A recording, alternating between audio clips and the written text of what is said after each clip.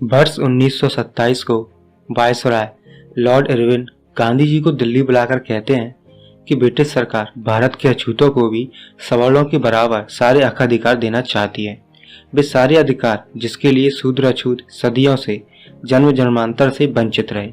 British सरकार इस विषय पर रिपोर्ट तैयार करने के लिए सर जॉन साइमन को भारत भेजते हैं, जिसे साइमन कमीशन का नाम दिया गया। हमें आज तक यही पढ़ाया गया था कि गांधी जी ने साइमन कमीशन का विरोध किया था, पर यह नहीं पढ़ाया जाता कि साइमन कमीशन का विरोध आखिर क्यों किया गया। क्योंकि 1917 में अंग्रेजों ने एक कमेटी का गठन किया था जो कि भारत के शूद्र अतिशूद्र मतलब आज की भाषा में SC ST OBC के लोगों की पहचान करके उन्हें हर क्षेत्र में अलग अलग प्रतिनिधित्व दिया जाए और सदियों से वंचित 85% लोगों को हक अधिकार देने के लिए बनाया गया था। उस समय OBC की तरफ से साहू जी महाराज ने भास्कर राव जाधव को और SC ST की तरफ से डॉक्टर भीमराव अम्बेडकर जी को इस कमीशन के समक्ष अपनी मांग रखने के लिए भेजा। लेकिन ये बात बाल गंगाधर तिलक को अच्छी नहीं लगी और उन्होंने कोल्हापुर के पास अथनी नाम के गांव में जाकर एक सभा लेकर कहा कि ये तेली तंबोली कुर्मी कुन भट्टों को संसद में जाकर क्या हल चलाना है।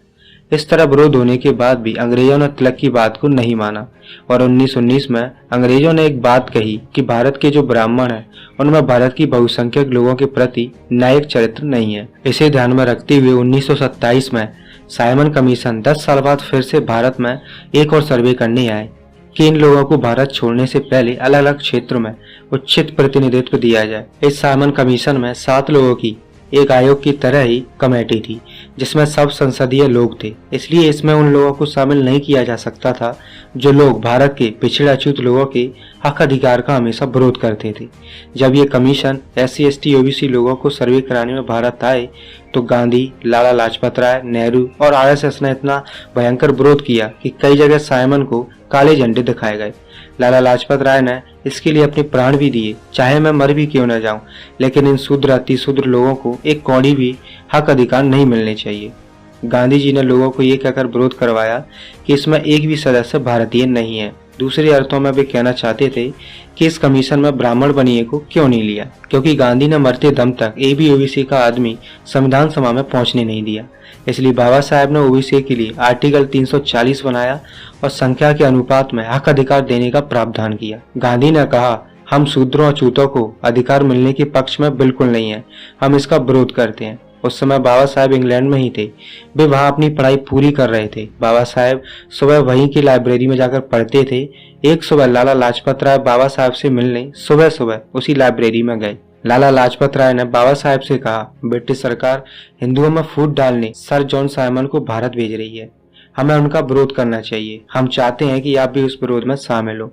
बाबा साहेब ने साफ साफ जवाब दिया, मुझे पता है सर साइमन शूद्रों अछूतों को उसका मौलिक अधिकार देने के लिए भारत आ रहे हैं और आप चाहते हैं मैं इसका विरोध करूं, मैं ऐसा कुछ भी नहीं करूंगा और अगर ये विरोध सफल भी हुआ तो मैं दूसरे रास्ते से शूद्रों अछूतों को उनके सारे अधिकार दिलाऊंगा जो कि उनका मनुष्य होने के नाते अधिकार है और ये उन्हें मिलकर ही रहेगा।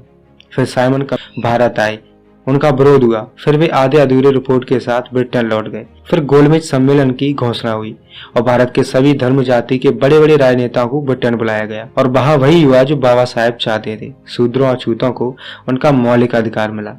12 नवंबर 1930 बुधवार को प्रथम गोलमेज सम्मेलन का उद्घाटन ब्रिटिश के सम्राट ने किया और 15 नवंबर 1930 के दिन विधिवत कार्रवाई प्रारंभ हुई। प्रधानमंत्री मैकडोनाल्ड सभा के अध्यक्ष चुने गए। प्रथम गोलमेज सम्मेलन में बाबा साहब अम्बेडकर जी का भाषण बहुत ही हृदय स्पर्शी था। बाबा साहेब ने प्रथम गोलमेज सभा में सिंह के समान गर्जना करते हुए दुनिया के लोगों को बताया कि मैं जिन लोगों का यहाँ प्रतिनिधित्व करने आया हूँ उनकी जनसंख्या भारत की बहुत बड़ी जनसंख्या है।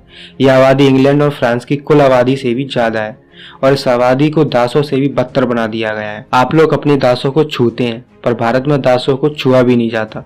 इतनी बड़ी संख्या में होते हुए भी वे अपने ऊपर जुल्मों का विरोध किसी प्रकार नहीं कर सकते, जिसका कारण है भारत में छुआछूत का होना। बाबा साहेब की सिंह गर्जना से सभा में बैठे सभी प्रतिनिधि स्तब्ध रह गए। अपने तेजस्वी भाषण में बाबा साहेब ने कहा कि हम अंग्रेजों के आने से पहले जिस अवस्था में थे आज भी उसी अवस्था में। ब्रिटिश सरकार ने 150 वर्ष के शासन के दौरान हमारे समाज का कोई सुधार नहीं किया। हम पहले कुएं से पानी नहीं भर सकते थे?